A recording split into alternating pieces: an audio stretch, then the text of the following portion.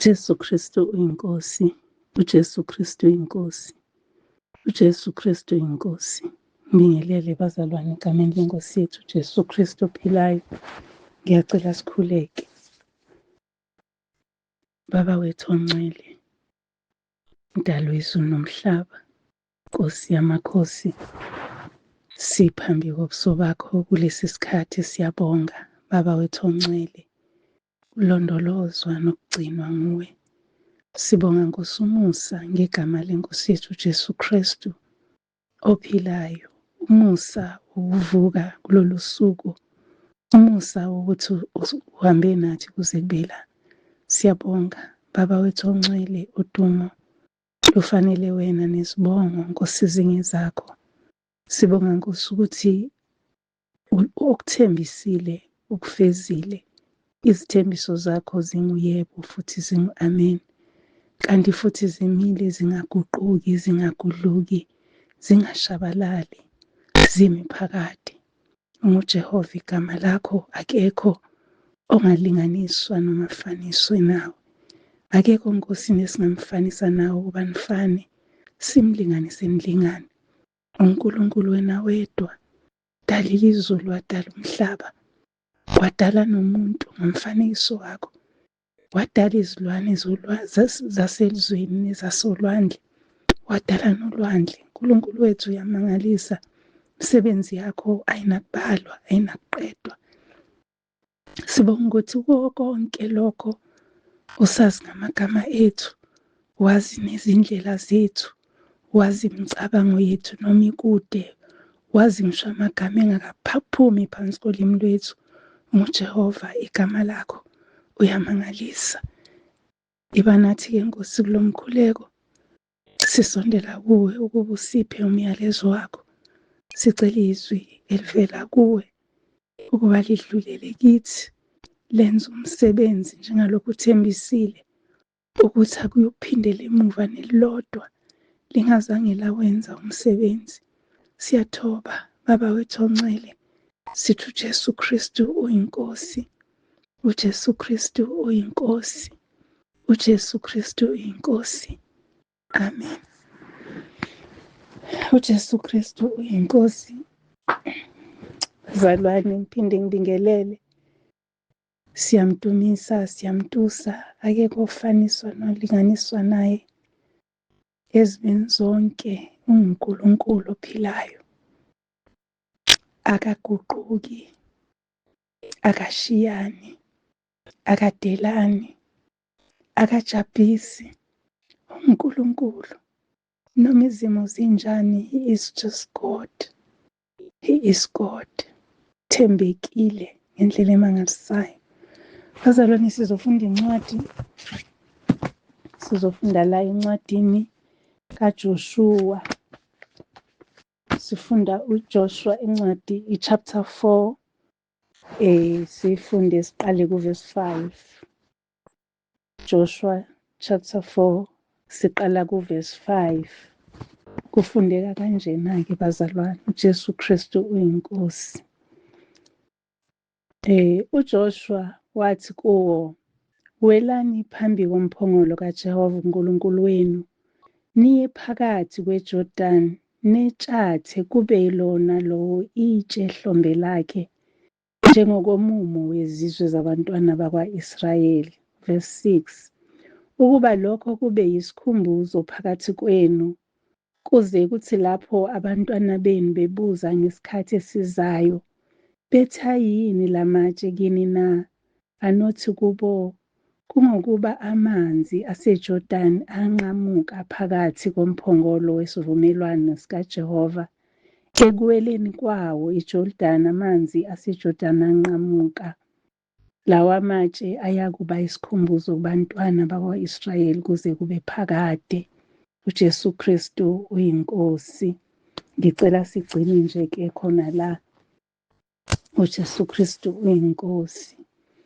Lapha-ke bazalwane, sibona ukuhlonishwa kwemiyalelo kaNkulunkulu. Okokuqala lokho, uNkulunkulu oyalile ukuthi akube kanje, kube khona amadoda azohamba phambili athathe amatshe ewathatha ekujuleni phakathi nendawo yolwandle.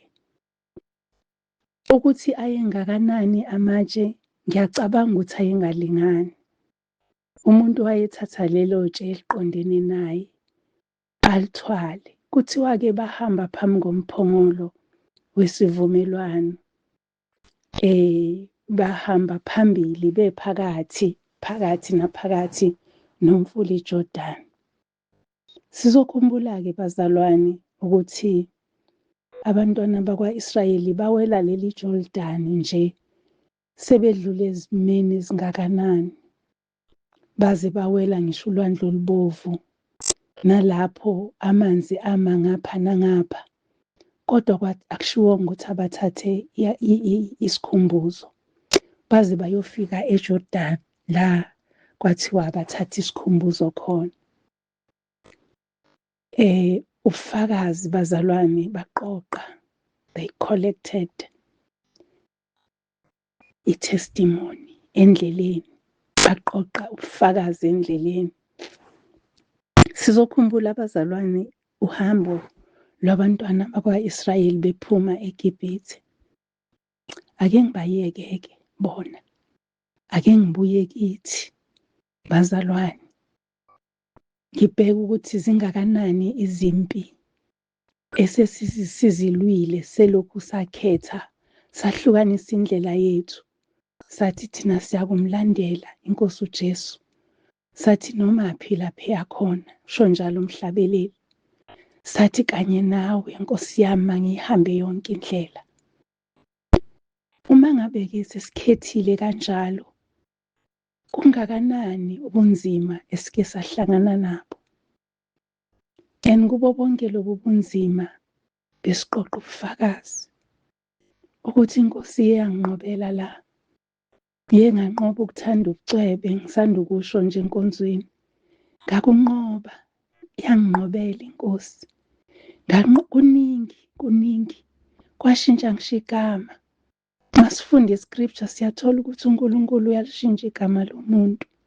Igama okade ubizwa ngalo usasezweni liyashintsha. Libe ubizwe ngelinye igama usuphendukile ususindisiwe. Lingaba libi, lingaba lihle, kodwa iqiniso liyashintsha. Uma ngabe kade bethi lokhu, bese beyashintsha bathi usibanibani, lo osindisiwe noma lo othi usindisiwe. Liyashintsha igama, ukunqoba nalokho. Ilawo matshe sihambe siwa-collect endleleni. Nezimo la sibekezela khona. Ukuthwala itshe akusiyinto elula.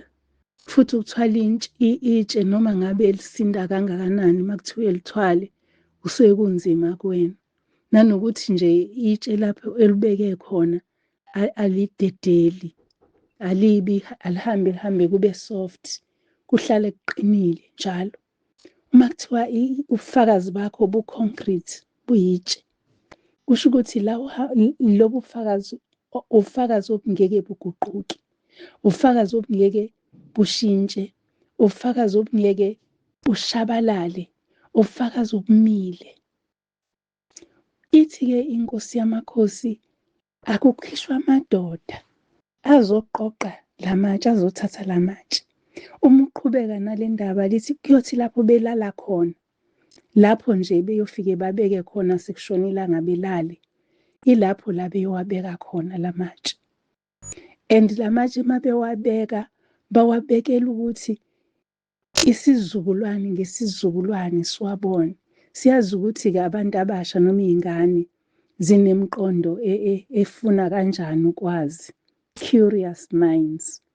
Ba-curious ngale ndlela le yokuthi bafuna ukwazi into nento. So inkosi yayazi ukuthi bazobuza. Njengoba nanamhlanje usathi uma ukhuluma nge-Exodus, usakhuluma ngokuhamba kwabantwana bakwa-Israyeli besuke eGibhithe, kube khona imibuzo, izwe elidala.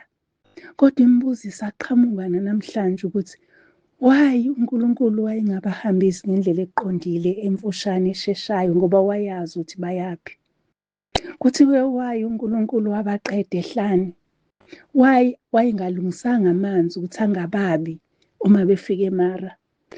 Kuningi. Why wayengasakhumbuli ukuthi bazolamba endleleni. Kuningi imibuzo oyitholayo uma uxoxa ngohambo lwabakwa-Israyeli. Kanjalo uhambo lomhambi, uhambo lomKristu. Miningi imibuzo evukayo. Kudingeka ubufakazi obungashintshi, ubufakazi obungaguquki. Ithi iculo, bhala izibusiso. Kunokuthi ubale ubuhlungu, ubale izibusiso. Nakhona la bagqugquzelwa ukuthi abasho ukuthi bawela umfula iJordan. Lawo matshe bawathatha phakathi nomfula endaweni eyomileyo. Lawo matshe bawela nawo bewaphethe emele izizwe eziwu-12 zakwa-Israyeli. Sikhona nathi lapho. So uma ngabe-ke mzalwane wami udibana ney'nkinga, cosha itshe libe ubufakazi ukuthi nala uNkulunkulu ungidlulisile. Akube yitshe lakho lobufakazi ukuthi nala iNkosi ingiphe ukubekezela engazi ukuthi ngakuthathaphi. Nala iNkosi ingiphe isibindi engingazange ukuthi bengisithathaphi. Nala iNkosi ingiphe injabulo ebengafanelekile ukuthi ngabe ngiyajabula. Nalana kulolu sizi ngithola induduzo. Amatshe awabe u-12. uNkulunkulu izinto akunqobele zona. Izinto obungeke uzoyinqobe noma kuthini. Izimbi obungeke udlule, ongazi ukuthi uzodlula kanjani. Ngiyakhumbula kushona ubaba wami ngizalayo.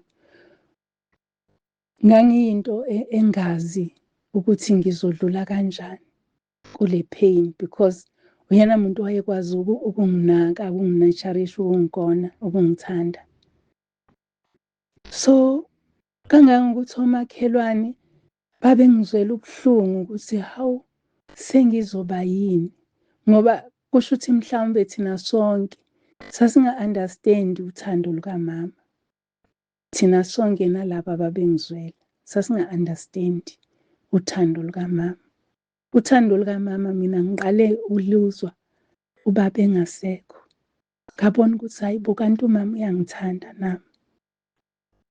So uma ngabe-ke bazalwane sidlule ey'meni ey'kanjalo, uNkulunkulu wethu esidlulisa singamazi kwakumazi kangakanani ungumntwana wakhe, ubungicosha itshe lesikhumbuzo, ubungeke ume ebufakazini na, ubungeke nje-ke uze ubale izibusiso, ubone ukuthi ziningi kanjani.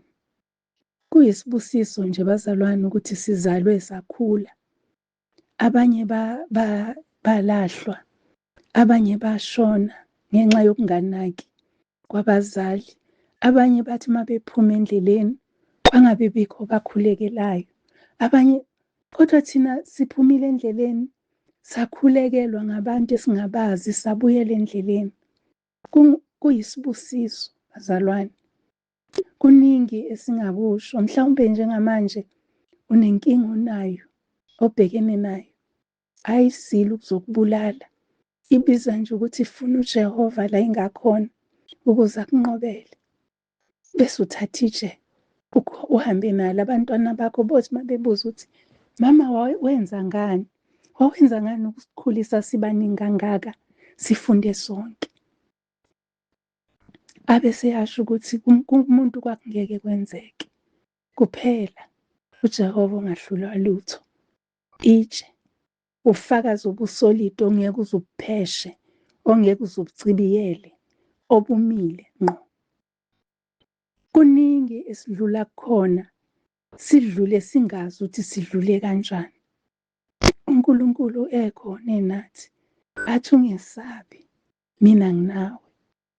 Uma ngabe sekufika ukungabaza, uzwe nje kube khona othi ayi, nabanye bahamba la ngihambe.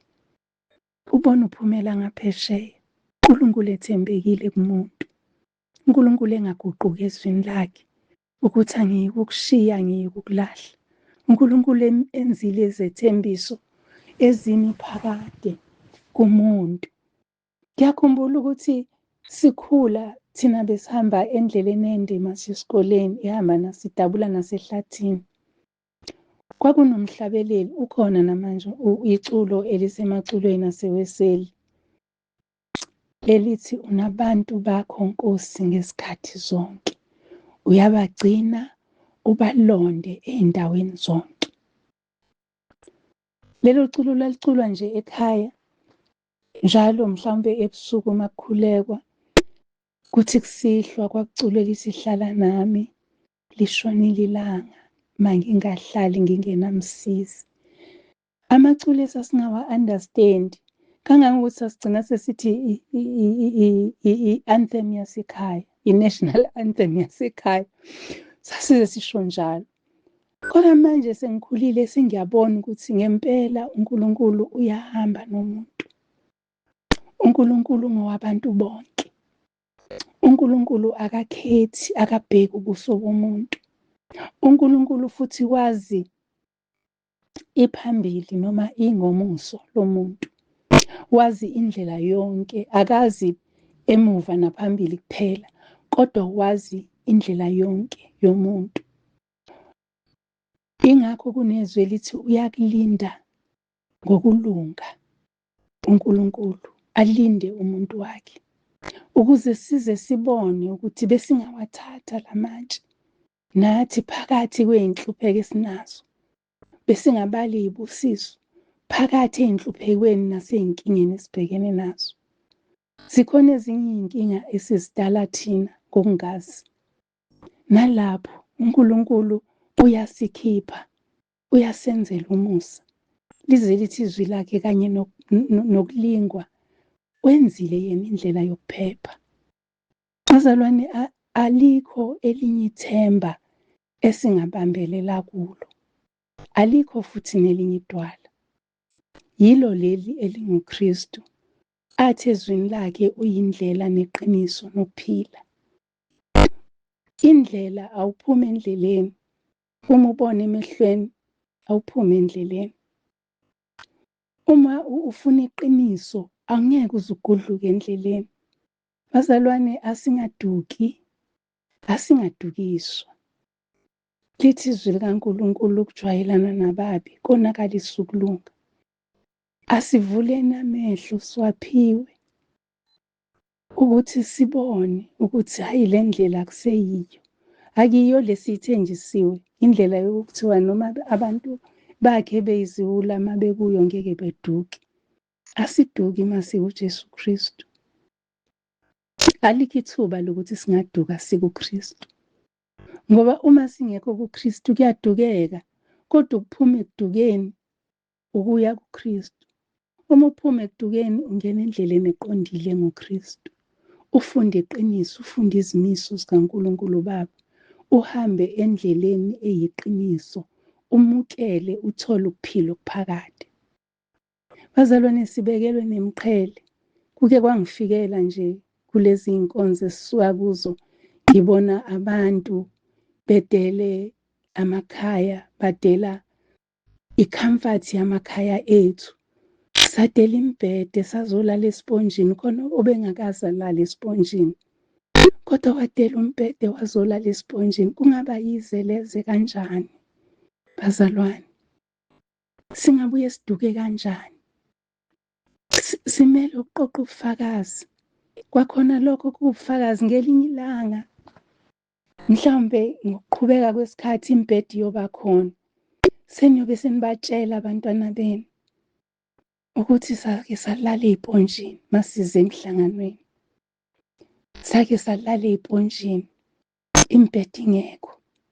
Kuyobe kuwubufakazi bokuzidela, itshe lokuzidela. Ithi iNkosi uJesu Thabatha, isiphambano sakho ungilandele. Ngike ngabona omunye umntwana ephosta indaba yesiphambano ukuthi uthi-ke lo baba okhulumayo, iNkosi mayithi asithathe isiphambano, usho ukuthi la kuhlukana khona.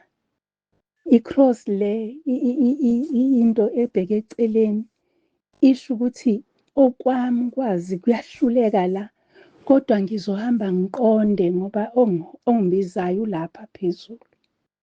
Sokubiza ukuthi masithabatha isiphambano, sazi ukuthi kuzoba khona okubuhlungu kuzosuka kithi.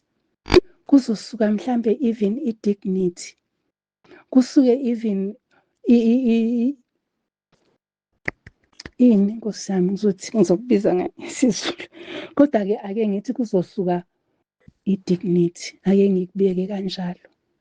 Kwesinye isikhathi uzizwe nawe ukuthi hhayi-ke khona okungekho. Njengoba ngangisho bazalwane ukuthi ngikhipha amacici, ngangihamba ngosuku lokuqala kube kwangathi kukhona engikukhohliwe.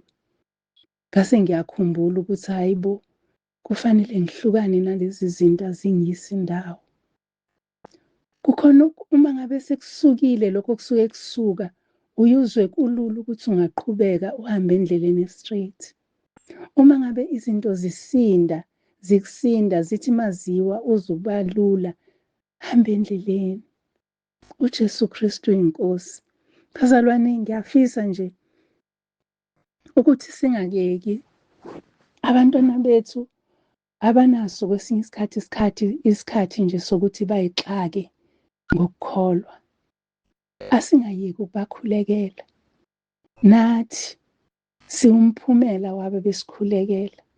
Nathi si-product yemikhuleko yabanye thina singazi ukuthi bayasikhulekela, basikhulekela serious. Ngiyakhumbula ukuthi umama wayethi uma ekhuleka asibize ngamagama. Athi bona usibanibani Nkosi, umenzele umusa, umvule amehlo. Simangala ukuthi kodwa lo nkosikazi uzothi asivulwe amehlo sivele sibona ngoba phela sasicabanga ukuthi sihlakaniphile. Uma ngabe-ke kunjalo, thina leyo mkhuleko uNkulunkulu akawadli amandla omuntu. Ngesikhathi esifaneleyo uzoyiphendula leyo mkhuleko, ayiphendule mhlambe sisingasekho thina besiyikhuleka. Asingayeki bazalwane, lokho kuyoba ubufakazi. Nampu nje ngiyabusho uma wami wayesikhulekela. Ubufakazi lobo, itshe engalithatha eJordan, itshe engalithatha ekujuleni kweJordan, amanzi emile ngapha nangapha. Ngoba ukwazi phela ukuqoqa ubufakazi amanzi ephezulu egcwele, ethe yilili uzominza.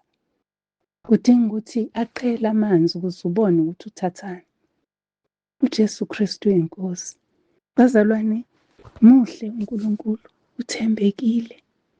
Ngiyabuka nje ukuthi ukuthembeka kwakhe yikhona okufanele sikukhumbule njalo. Singakhumbuli kakhulu ukuthi thina size safikaphi, kodwa sikhumbule ukuthi sifike kanjani, sifikiswa ubani, usenzeleni endleleni. Bazalwane, siphila emhlabeni wesitha, sisempini, lisho njalo izwi ukuthi anisempini yini emhlabeni. Sisempini emhlabeni, kodwa ngeke sinqobe ngokwethu. Ingakho abanye beduka, ngoba bazama ukunqoba ngamandla awo. Kulezi insuku kukhuphuka umoya wenkanuko emabandleni onke. Uze umuntu ethi kuthiwa ngifuna ukushada ngoba akasakhona ukubekezelela inkanuko, kodwa uNkulunkulu akakasho ukuthi umlingani wakho. Akakamlalisi, akhiphe ubambo. Yizinto lezi bazalwane esinokuyikhulekela. Sinawo, siphiwe isikhali sokulwa kule warfare esibhekene nayo. Abase-Efesu 6 from verse 10 basinikeza zonke izikhali ngokupheleleyo. Siyakwazi futhi sinobufakazi ukuthi zike zanqoba lezi zikhali emuva le. Inkolo isike yanqoba bazalwane. Namanje mangabe thina sizoma siwaphathe lamatshe ayisikhumbuzo, izonqoba inkolo uma kukuhle enkosini. Asisebenzeli ukuthi sisijabulise sithina, kodwa sifisa ukujabulisa lowo menzi wethu. Sithi masima phambi kwakhe, athi nanka amaqhawe, athi yibo laba abavela emhlabeni, abahlanze iy'ngubo zabo egazini lewundlu. Uma ngabe singalwi bazalwane ngey'khali zonke esiy'nikeziwe, sizoshabalala njengamanzi, sizophelele ebubini, sifane nokuthi asikaze siqale. Kanti isikhumbuzo, uma uzikhumbuza wena ukuthi uma ufika enkingeni uthi yintsha yona, kodwa iNkosi-ke yangidlulisa kokukhulu. Kuyafana nabo abantwana bakwa-Israyeli, bathi uma sebeluwelile iJordani, akusho ukuthi izimpi azange zize zaphela, izimpi aziphelanga. Siyakhumbula ukuthi babesahlalele ukunqoba iJerikho, sebewelile emfuleni iJordani, sebenaso isikhumbuzo sendlela yonke, kodwa zaqhamuka impi, kwafanele ukuthi abalinqobe iJerikho. Bathatha i-instruction, kusho ukuthi endleleni yonke bazalwane, uNkulunkulu uthi usihola nangeso lakhe. Kusho ukuthi endleleni yonke izinkinga zizoba khona. Yingakho kuneculo lasewesele lithi Jerusalema ikhaya. Kukhona le ndawo ethi imizamo yami iyophela mase ngifika kuwe. Yilokho kushoyo ukuthi sizwe umyalelo kaNkulunkulu, senze njengalokhu eshilo. Usuku nosuku uzokunika umyalelo. Indlela oyihambayo, indawo nendawo, uzothola umyalelo. Hamba ngawo, ungahluki, ungadebeseli, unganciphisi, ungandisi, kodwa hamba ngaleyo ndlela akubekele yona. Njengalokhu kwashiwo kusho ingelosi, isho Gidiyoni, ithi hamba ngalawo mandla onawo. Kusho ukuthi ungazenyezi, ungasho ukuthi mina bengingubani, kodwa hamba. Bazalwane, ngathi besingalalelisisa, uNkulunkulu akadukisani. Imiyalo yakhe nje iqondile, imiyalo yakhe iyiqiniso, kodwa masiqaphele singadukisani. Masiqaphele kulezi iy'nkonzo zikaJulayi, kule nkonzo kaJulayi besinayo, besikhuluma ngokufuna uNkulunkulu. Uma usumfunile, mbhekisise, ungawasusi amehlo akho kuye. Yena uzokunikeza ama-instructions aqondile, uzokunikeza imiyalelo eqondile. Unganciki kokwakho ukuqonda, unganciki emazwini abantu, lalela yena, uzwe yena. Uma uzwile ukuthi hhayi, uMaMzibande uthe, buza kuye. Akakwesabi nawe, uzokhuluma nawe. Uzokhuluma ngendlela athanda ukukhuluma nawe ngayo. Unga-interpret-i, ungatoliki, kodwa buza incazelo kuyena. uJesu Kristu inkosi. Bazalwane, ngiyafisa nje ukuthi siqonde ukuthi amandla kaNkulunkulu amile wona kuze kube phakade, futhi ukukholwa kwethu kuqiniswa ubufakazi. Uma usubheke emuva ukuthi ngadlula la, kuwubufakazi lobo. And ukukholwa kwakho kuyaqina ukuthi ngiyamkholwa lo ongibizile ngempela, ngoba usehambe nami kwaze kwala, futhi ungidlulisile la, wangidlulisa la, wangiweza imfula, wangidlulisa ey'lwaneni nasemlilweni. Ngadlula endlaleni, ekuguleni, ey'feni ezingalapheki. uNkulunkulu wangidlulisa. Lithi izwi lakhe, umusa wakhe, ukuthembeka kwakhe kusha every morning. Usuku nosuku usipha umusa omusha. Asiphili ngezinto zayizolo, siphila ngezinto uNkulunkulu azenzayo, udala okusha zonke iy'nsuku. uJesu Kristu inkosi. Ngiyacela-ke bazalwane, singabadebeseli abantwana bethu, sibafake emkhulekweni, noma ngabe sebehluphe kangakanani, noma ngabe abasezwa kangakanani, singabayekeli, sibafake emkhulekweni. Noma ngabe sebashiya ikhaya bahamba, singabayeki. sibafake nje emkhulekweni ukuze bezobona la matshe esiwaqoqile, bezokwazi ukuwabona uma sebebuya mhlawumbe ekudukeni. UJesu Kristu inkosi, ngiyacela sikhuleke. Baba, egameni lenkosi yethu uJesu Kristu, siyabonga izwi lakho Nkosi, khuluma ngalo ey'nhliziyweni zethu ngamunye ngamunye.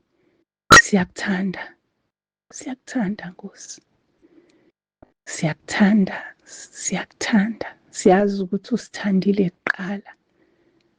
Khulisa-ke Nkosi ukukholwa kwethu, ukuba singabi namahloni namatshe siwaqoqile, kodwa siwakhombe ngokuzethemba ukuthi napho ubufakazi uNkulunkulu wethu unguNkulunkulu omiyo njalo, ozithembiso zakhe zimiphakade, omsebenzi yakhe iyamangalisa, izimangaliso zakhe zisishiya simangele.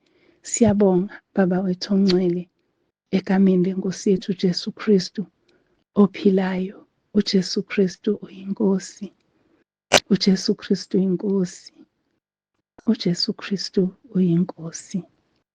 Amen. uJesu Kristu uyinkosi, bazalwane. Siyambonga kakhulu uNkulunkulu. Ngiyakholwa bazalwane bonke bahamba kahle, bafika kahle emakhaya bephephile.